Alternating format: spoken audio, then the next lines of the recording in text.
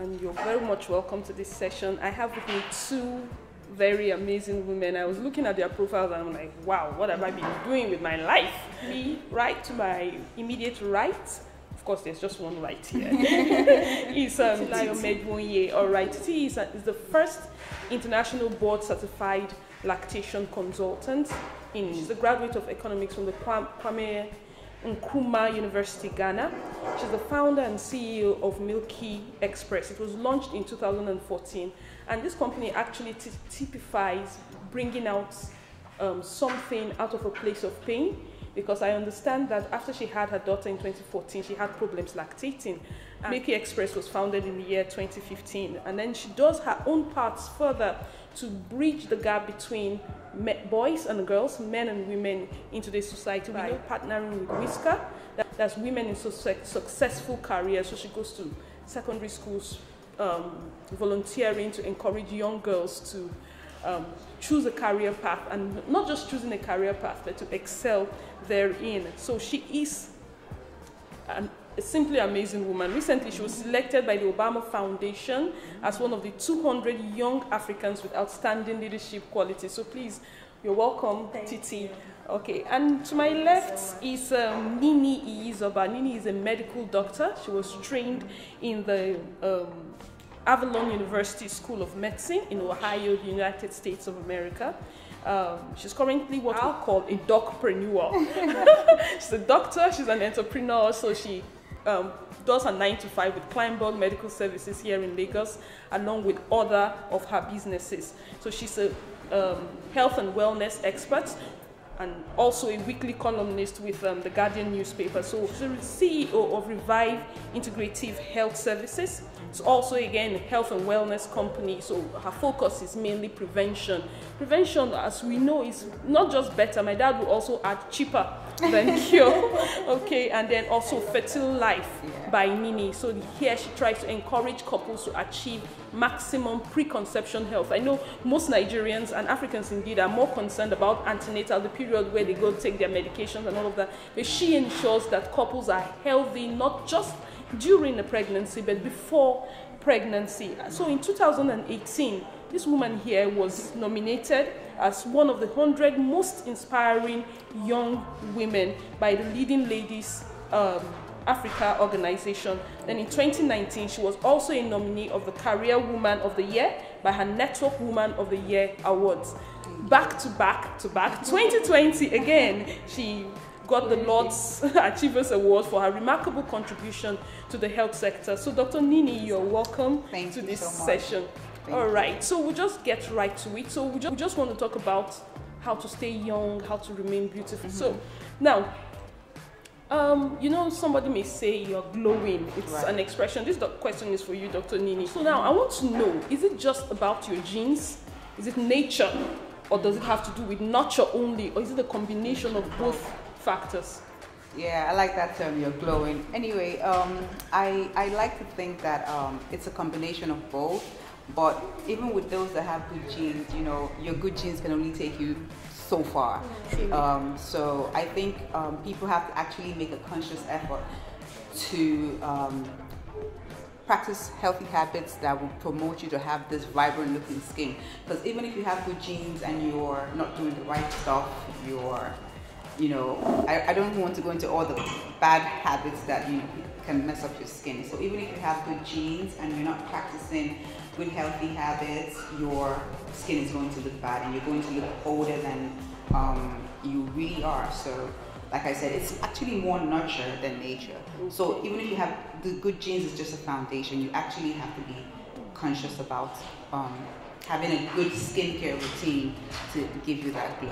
Absolutely. I think that's why someone that has sat close to flames for a very long time, and now case in point, persons that sell food vendors, roadside food vendors, the exposure to repeated heat, both from the flames and the food cooking on the flames tends to wrinkle the skin. So no matter how premium their genes for good skin may be, that nurture has made the genes take the back seat, and then nature overwhelms. Even the excessive sun exposure, because they're outside cooking. So staying outside for long periods of time would actually also mess up your skin. Absolutely. So, Dr. Titi, what do people do, or what do you recommend people should do to maintain a healthy, glowing skin? Okay, great question.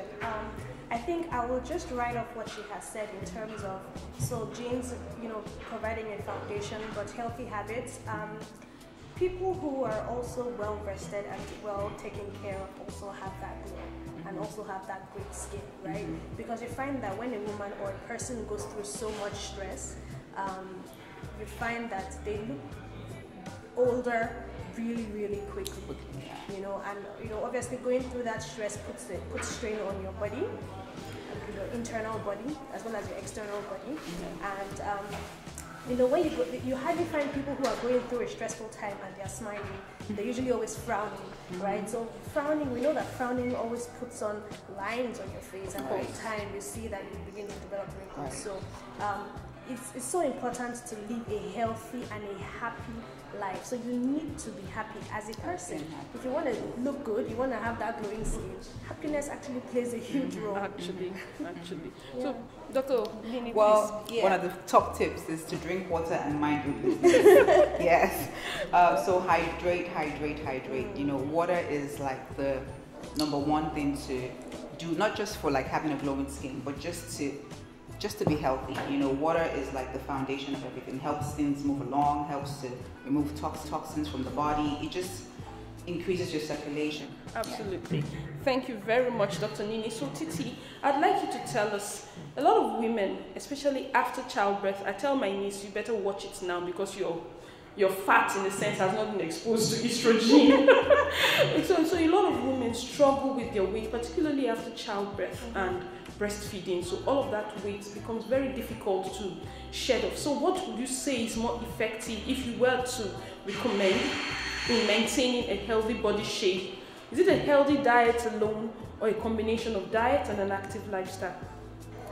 After childbirth, as a matter of fact, from pregnancy, you find that a woman's body changes, and it changes a lot, and it varies. So you find mothers who are pregnant and literally nothing happens in their body. They just carry maybe an extra 5 to 6 kg, right? And you find mothers who are pregnant and they're carrying an extra 20 kg. So it completely differs amongst women, but yes, your body will go through a lot of change while you're pregnant, and then even after the baby is born. So usually, breastfeeding actually helps to reduce weight because breastfeeding consumes your body actually goes through a lot of metabolic changes. Yeah, and calories to be able to breastfeed. Your body to produce milk, your body actually burns a lot of calories. But what we find is that because you're breastfeeding, you tend to be very hungry. So when mothers are breastfeeding and they're eating a lot and trying to satisfy that hunger, they tend to eat extra and a lot of what they shouldn't be eating, right? So and that's why you find that a lot of mothers find it hard to burn off the extra fat after having a baby. But what is really more important is both your diet and a healthy lifestyle or an active, lifestyle. So we don't want you to be eating the right kind of foods, but be sedentary all day. Be able to move around, walk around in the house, go for long walks, around your neighborhood. It's really, really important to be able to continue to move because it plays a role. Even though they say that it happens, the healthy lifestyle happens 80% in the kitchen and 20% in the outside. gym on the road, but that 20% also matters. Yes, it does. Right? So Dr. Nini, so if we were to give go-to tips for maintaining a healthy lifestyle, bullet points 1, 2, 3, just a few. Okay. We already mentioned exercise. Yeah. Drink your water. Watch what you eat, which is really important as well. So just like exercise, watch what you eat. If you have like bad habits like sugar, eating so much junk food, excessive intake of sugar will show on your body. Like that's just true. If you smoke, so exercise, drink water. No smoking? No smoking. If you smoke, studies have shown that people that smoke cigarettes actually start showing signs of aging as early as 20 years old. So imagine when you're 30, how you'll be looking if you smoke.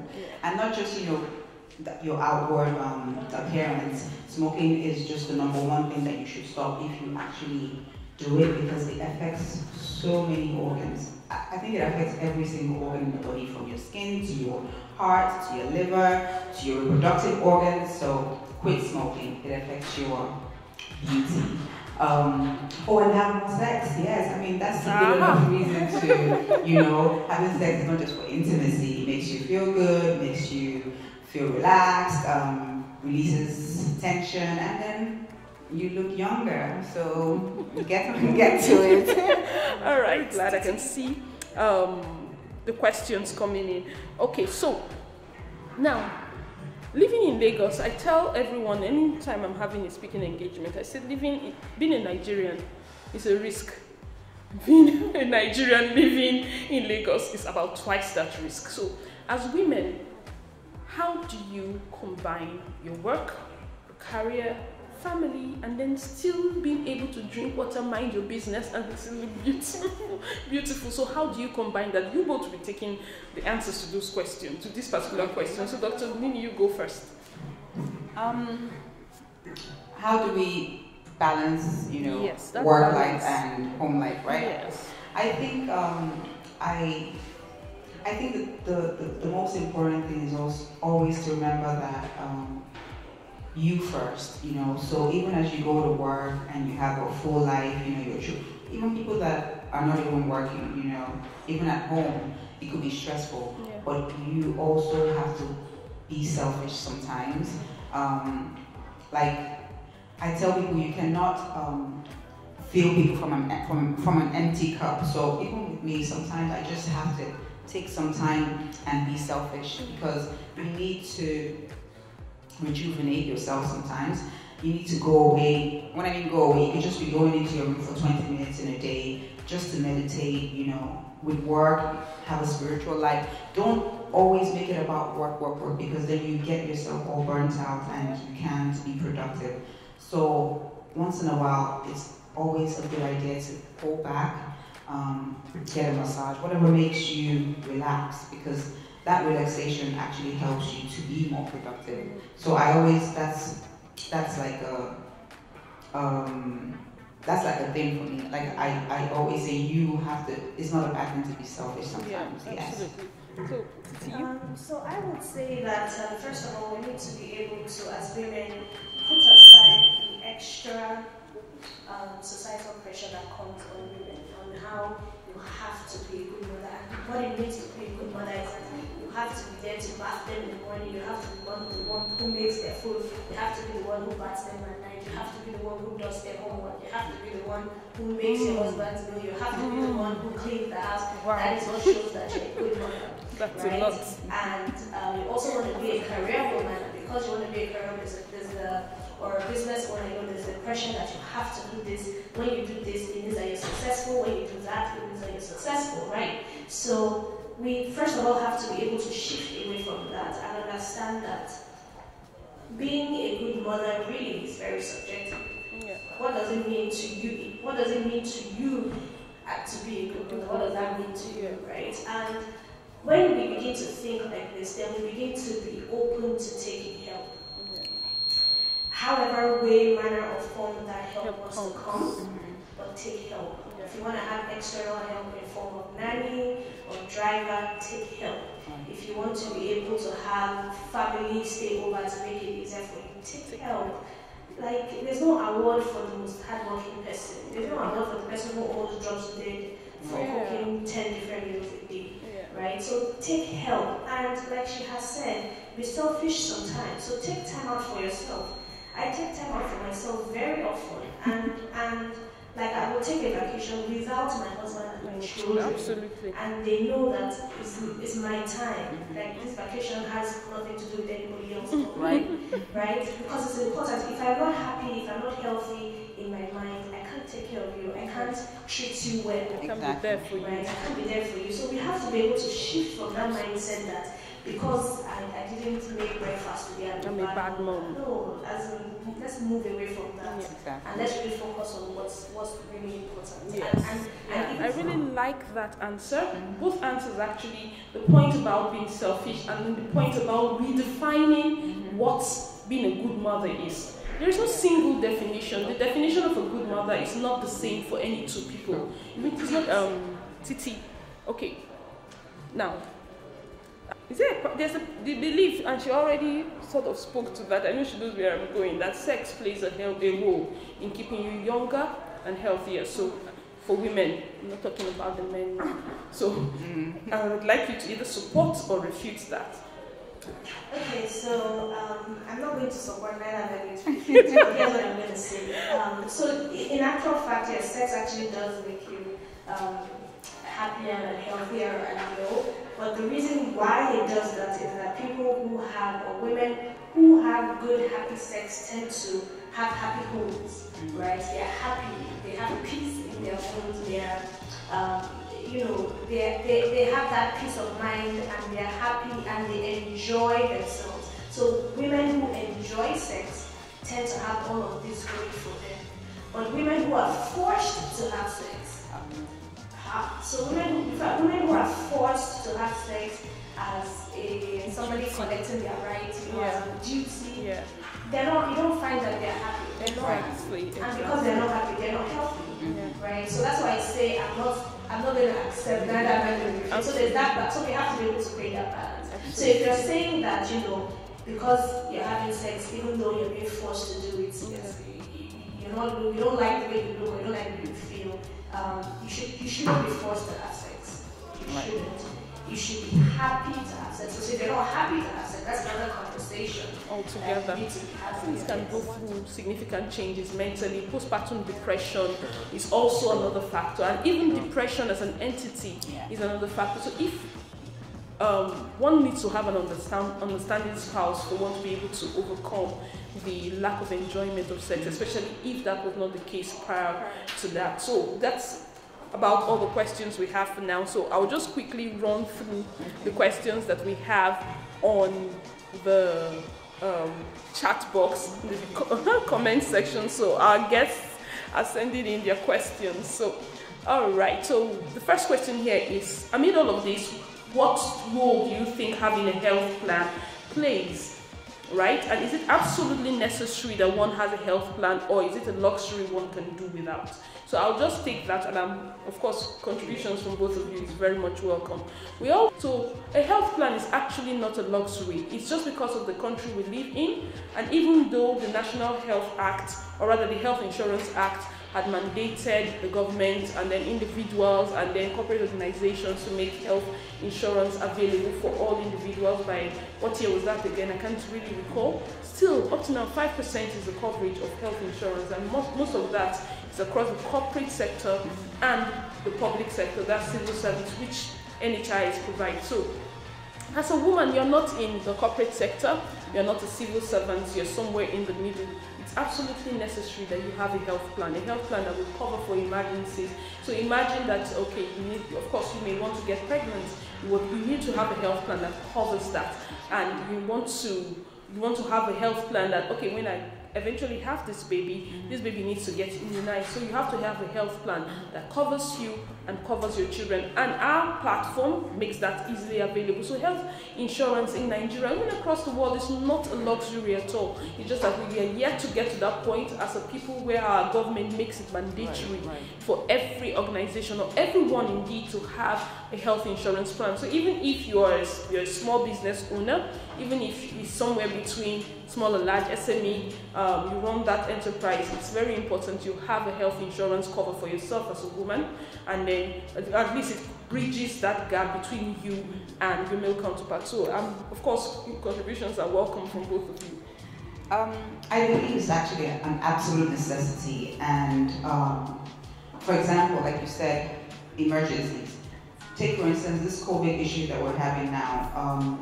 Most people are going to the hospital and going every other day or every week just to get tested, and even the COVID is actually even a rare occurrence. With lifestyle diseases is now. It's no longer for older people alone. Like, Absolutely. people used to think, oh, it's for people that are 60 and above. No, you have 30-something-year-olds that are having diabetes, having heart disease, high blood pressure. Yeah.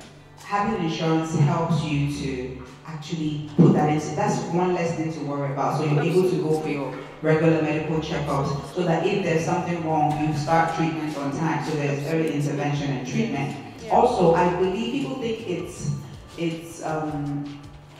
think it actually saves you money in the long run. That's just my belief, because God forbid something happens, you would have to dole out major cash. I held here in Nigeria, and nobody's going to treat you if you don't bring money. So I feel like it's having your health plan just gives you one less thing to worry about, and that takes care of it, and you save money in the long run. Absolutely. Yeah, we're about having a health plan. It's so important, especially when you have a family.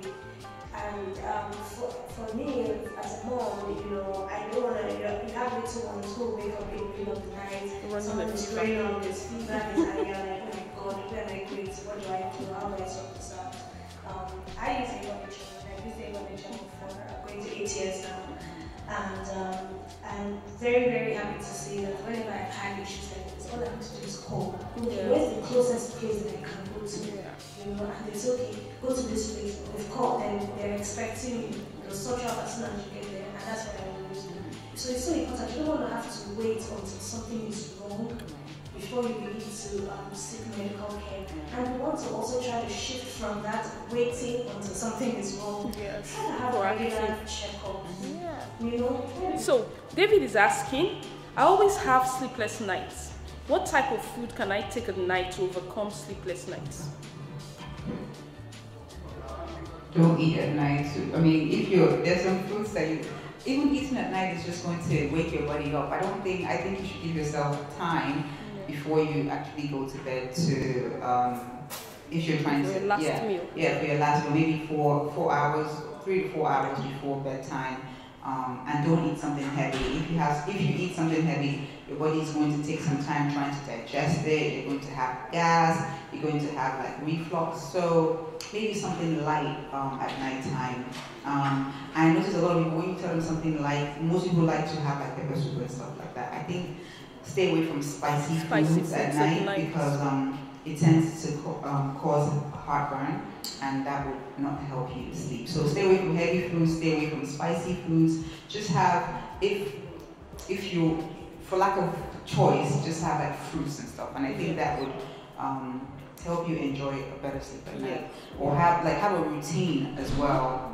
Maybe like tea or switch off your lights, because you say you can't sleep at night, but then you're on your phone throughout the night, and then by the time you realize it's 1 a.m. Sometimes I'm actually guilty of that. Oh, I can't sleep. How would you sleep when you have iPad flashing in your eyes? So have a routine, switch off the lights. If you actually want to sleep, it always works. When I actually start and switch off the lights, in 10 minutes I'm gone. But if you have iPad and your phone there, you're not going to sleep. Yeah. And then to add to that, it said, the sleep expert actually said, you don't go to the dining until food is set. So why do you go to bed when you still feel significantly awake? Right. So you tire yourself out, so to speak, then go to bed. You surely fall asleep. But going to bed fully alert, you are extending your latency period. That's the period between when you go to bed and when you eventually fall asleep. So that's one thing to do. And then another suggestion, if for David, you can read a boring book. A very boring book, because if you read something engaging, you're tempted to stay awake, to digest content, and there's something called rumination. So if it's a very interesting article you read, I tend to ruminate, so my sleep is full of what I either watched or read last. So working late into the night, I end up sort of preparing for the meeting. I say, okay, I will now make a mental note in my sleep. Remove this slide, include this slide. So if you work late into the night and you're the type that is structured to ruminate, you may want to avoid that. Watching horror movies last thing before bed, you're certainly going to have sleepless nights. Not just sleepless nights, with nightmares as well. Right. So you have to form a routine, like Dr. Nini has said. Take something light, not spicy, and avoid heavy meals. I know you're supposed to have between 2 to 4 hours between your last meal and your bedtime, but it may not be achievable for those who live and work in Lagos. Sometimes you're getting home by 8 p.m. That's not the time to ensure that you eat your allocation of swallow every day. Something very light, fruits will just do, or light tea with sugar, and then you'll be good to go. So, hello ladies, please advise what a daily face or body regimen should be to give a healthy skin or produce a younger looking body. One very important thing that I would say is have a separate face soap. So the kind of skin that you have dry skin, you have oily skin, all of this will tell you the kind of products that you want to use on your face. So, you know, at night time, ensuring that you're, in the morning or at night, you're washing your face, you're moisturizing your face properly. You're also using sunscreen. Sunscreen is very important, and sunscreen is not just for white people. We have to say that and make that very clear. Sunscreen is not just for white people, so use sunscreen as well on your body. You're absolutely correct. What I would say is keep it simple when it comes to skincare routine. There's a lot of people that will tell you, oh, first of all, I use this facial cleanser, then after that I use this toner, then after that I put a mask, then after that I do, like, you're going to get tired. Keep it simple. My go-to is, I always use sunscreen, especially because of the sun in Nigeria. I always use sunscreen. It just protects you, basically. Your body is happy. As you age, your body's gonna start, developing free radicals that would, give you signs of aging. So I wash my face morning and night. If I have makeup on my face, I wash my face every night. One of the things I like using at night is also vitamin C serum. I'm one of those people that if it's not easy, I won't be able to stick to it. So I just like to keep things simple. Sunscreen in the morning, don't overdo it with the makeup. And the sunscreen you use has to have a high SPF. Some people say, oh, my makeup has SPF, I need to SPF 15. I say anything above 50. Well, 30, I would say 50. If you're going to do it, you might as well do it well. I say SPF 50 and above is great. If you use 30, that's fine as well. So, and also we have to remember that skincare routine is not just what you put on your face, but what you put in. So get a good supplement, vitamin, one that has vitamins A, C, E. So not just from your food, but take a supplement as well that would help you. Maybe collagen, biotin. It helps with your skin and your hair and your nails. So keep it simple so that you know that you're going to stick to it long term. Yeah. What can one do to reduce belly fat after childbearing through CS after 1 year? There is no magic formula. Just watch what you're eating. With CS, like you said, the recovery period is much longer than people that had vaginal delivery. But after it, like I said, just watch what you're eating. Reduce your carbohydrate intake. Once we start talking about belly fat, it's mostly carbs and sugar that just come and sit on your abdomen. So reduce your carbohydrate intake and exercise. When I mean exercise, I need exercise that cardio. Cardio at least 1 hour for like maybe 4 to 5 days a week. Sweat. Don't sit down or lay down in your room and do 1,000 sit-ups. It's not just going to work. You need to actually get your heart rate up, do some cardio, watch what you're eating. Unless, it works. There's no magic formula. And if you're consistent with it, don't do it for 2 weeks and say, I did this and it didn't work. No, just stay consistent. There's no way it's not going to come down. Okay, and then there's something I'll quickly mention. During the conversation, I recall being specific about CS moms and physical activity. There's what we call diastasis recti. In the middle of your tummy, there's a group of muscles, not middle per se, to the left and to the right as well, and then they converge in the center. I know we women, after we've been pregnant, there's a line, that one black line, that's a sign that this belly has carried the pregnancy. It's there for everyone. As we age, it sort of turns white over time.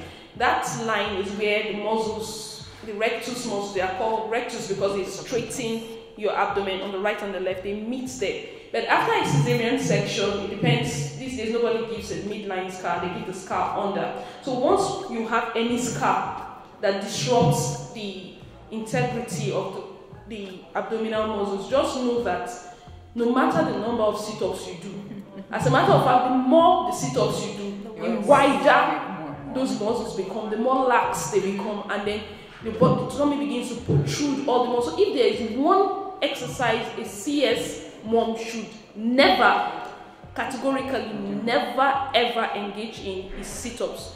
Don't crunch your abdomen. You are destroying your rectus muscles further. So initially the defect was only at one spot, but with recurrent pressure on the muscle, you are tearing it further apart and then making your tummy bigger than what it was even with your initial scar. So there are certain exercises that you said, cardio exercises, take a run if you can, take walks if you can, dance, aerobics, all of those are much better because it gets your heart rate up and there's a global, or let me say a universal burn of calories, so the fat is getting expelled all over your body, not just trying to force yourself or force your muscles to tone up.